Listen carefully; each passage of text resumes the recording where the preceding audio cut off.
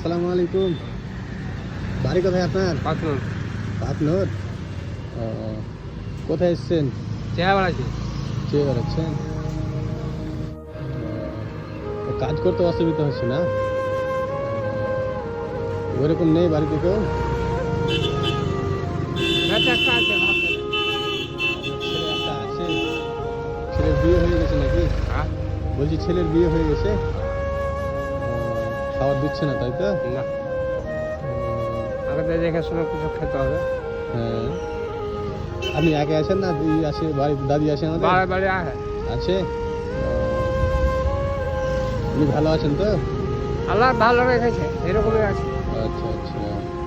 পারে না, পারে না না? অপটাটা নষ্ট করে। কত তো যাওয়া হয়েছিল ওইদিকে? ওই যে দোকান দোকান